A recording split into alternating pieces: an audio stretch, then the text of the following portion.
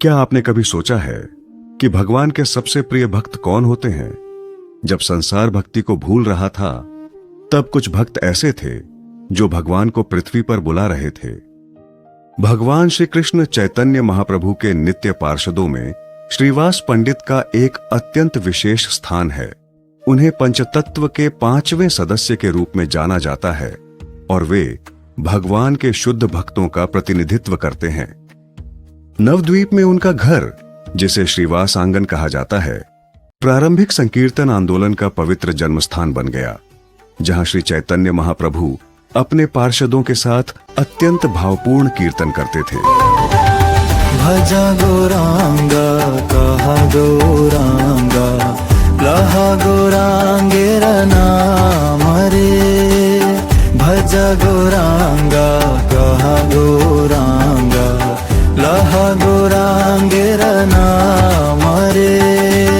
जे जना गौरांगा भजे से हाया मर प्राण रे।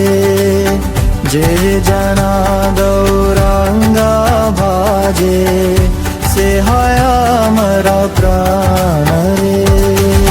भज गौरांगा कहा गौरांगा लहा गौरांगेर नाम रे। भज गौरांगा कहा गौरांगा लहा गौरांगेर नाम रे। श्रीवास पंडित को गौड़ीय वैष्णव ग्रंथों में महान आशि नारद मुनि का अवतार बताया गया है, जो भगवान कृष्ण की भक्ति के नित्य प्रचारक हैं।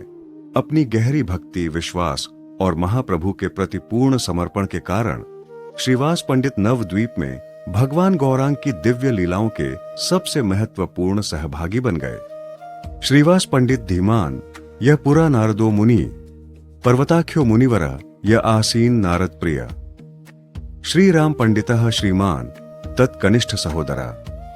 नाम नाम्बिका व्रजे धात्री स्तन्य दात्री स्थिता पुरा। सा एव इयम मालिनी नामनी श्रीवासस्य गृहिणी माता।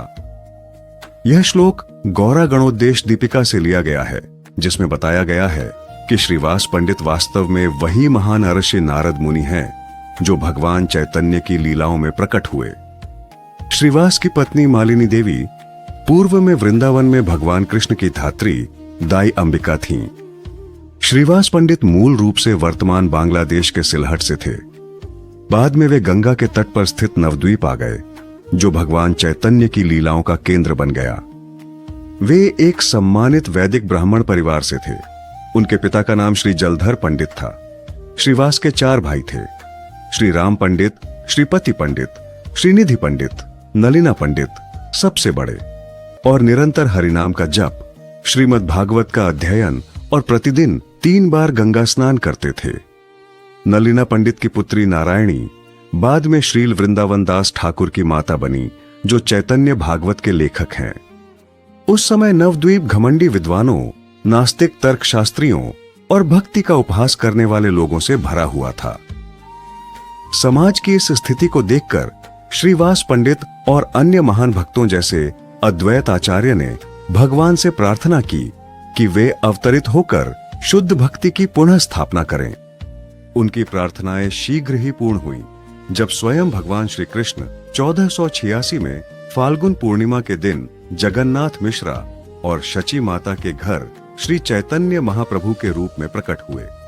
नवद्वीप में श्रीवास पंडित का घर श्रीवास आंगन के नाम से प्रसिद्ध हुआ।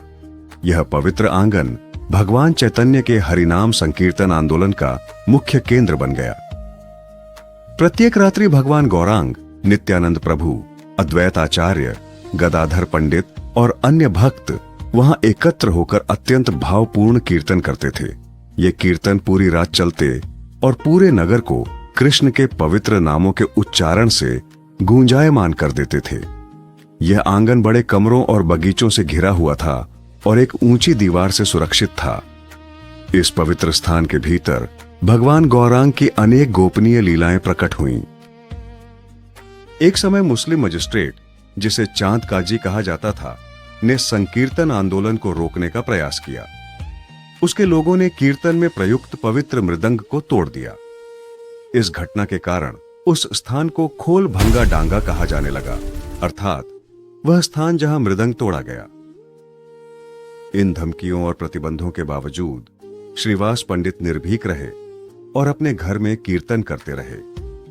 मृदंग के अपमान और संकीर्तन पर प्रतिबंध की खबर सुनकर नवद्वीप के भक्तों के हृदय में अग्नि प्रज्वलित हो उठी। तब श्री चैतन्य महाप्रभु ने हजारों भक्तों के साथ एक विराट हरिनाम संकीर्तन यात्रा का आयोजन किया। हाथों में दीप, मुख पर निर्भयता और हृदय में कृष्ण प्रेम लेकर वे सीधे चांद काजी के घर पहुंचे। जब काजी का सामना महाप्रभु से हुआ, तब एक अद्भुत सत्य प्रकट हुआ। उसने स्वीकार किया कि एक भयानक नरसिंह स्वरूप ने उसे स्वप्न में चेतावनी दी थी, यदि संकीर्तन को रोका तो विनाश निश्चित है। इस दिव्य अनुभव से काजी का हृदय परिवर्तित हो गया। उसने संकीर्तन पर लगे सभी प्रतिबंध हटा लिए और वचन दिया कि उसके वंश में कोई भी कभी हरिनाम को नहीं रोकेगा। श्रीवास के घर में एक दासी थी जिसका नाम दुखी था, जिसका अर्थ दुखी होता है। वह प्रतिदिन गंगा से पानी लाकर महाप्रभु के स्नान के लिए लाती थी और उनके कीर्तन को आंसुओं के साथ देखती थी। उसकी सच्ची सेवा को देखकर भगवान चैतन्य ने उसका नाम दुखी से बदलकर सुखी कर दिया, जिसका अर्थ सुखी होता है। इस प्रकार उन्होंने सिखाया कि जो लोग भगवान और उनके भक्तों की सेवा करते हैं, वे कभी दुखी नहीं होते। श्रीवास पंडित की अटूट भक्ति को प्रकट करने वाली एक अत्यंत मार्मिक और अद्वितीय घटना उनके घर में रात्रि के संकीर्तन के समय घटित हुई। जब घर के आंगन में भक्तगण हरिनाम संकीर्तन में लीन थे, उसी समय घर के भीतर उनके एकमात्र पुत्र का देहांत हो गया।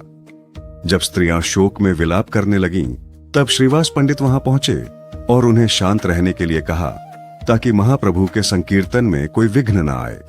उन्होंने दृढ़ विश्वास के साथ कहा कि मृत्यु के समय हरिनाम का श्रवण ही जीव को मोक्ष प्रदान करता है, अतः इस समय रोना नहीं बल्कि हरिनाम का स्मरण करना ही उचित है। संकीर्तन के मध्य में ही भगवान श्री चैतन्य महाप्रभु को कुछ असामान्य प्रतीत हुआ, मानो कोई गहन घटना घटित हुई हो। जब उन्होंने कारण पूछा, तब अंततः भक्तों ने उन्हें श्रीवास पंडित के पुत्र के देहांत के विषय में बताया।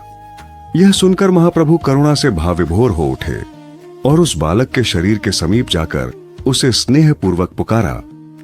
भगवान के स्पर्श से वह बालक कुछ समय के लिए पुनः जीवित हो उठा और दिव्य चेतना से युक्त होकर बोलने लगा। उस बालक ने शांत स्वर में कहा कि उसने अपने उस शरीर में रहने का निर्धारित समय पूर्ण कर लिया है और अब भगवान की इच्छा से वह अन्य स्थान पर जा रहा है। उसकी इन गहन आध्यात्मिक वाणियों को सुनकर वहां उपस्थित सभी भक्तों के हृदय में आध्यात्मिक जागृति उत्पन्न हुई और उनका शोक तत्काल समाप्त हो गया। श्रीवास पंडित की अटूट भक्ति से अत्यंत प्रसन्न होकर भगवान चैतन्य महाप्रभु ने घोषणा की, आज से नित्यानंद और मैं तुम्हारे पुत्र हैं, हम तुम्हें कभी नहीं छोड़ेंगे। पंचतत्व दर्शन में भगवान के 5 दिव्य स्वरूपों का वर्णन किया गया है, जो भक्ति के विभिन्न आयामों का प्रतिनिधित्व करते हैं।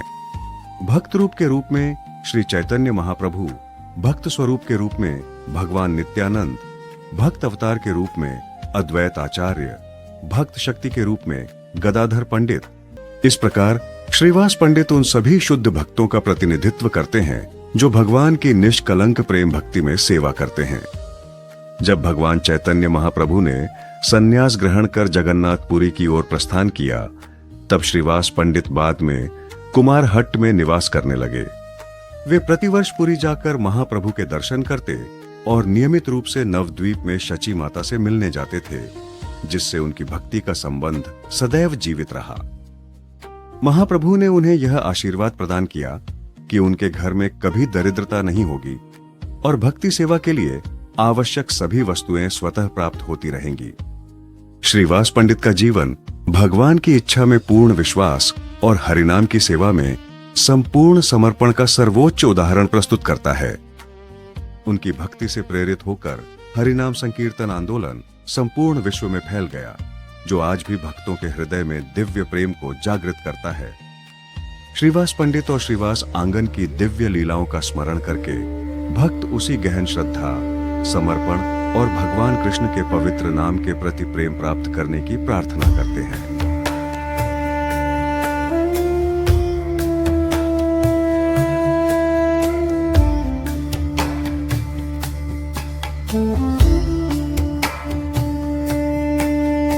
Hare Krishna,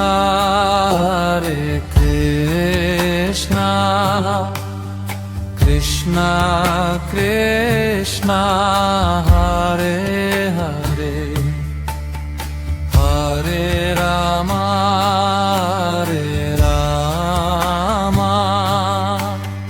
Rama Rama, Hare Hare, Hare Krishna,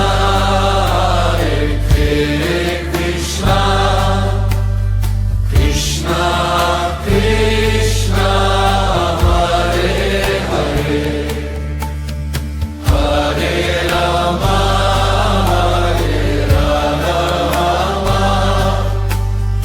Rama Rama, Hare Hare, Hare Krishna,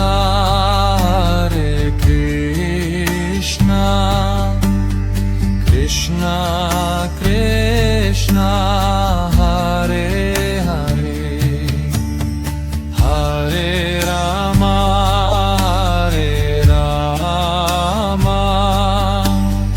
Rama Rama, Hare Hare, Hare Krishna,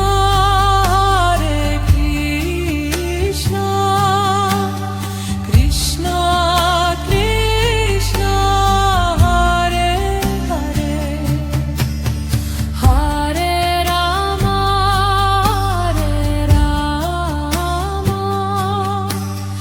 Rama Rama, Hare Hare, Hare Krishna, Krishna Krishna, Hare Hare, Hare Rama, Rama Rama,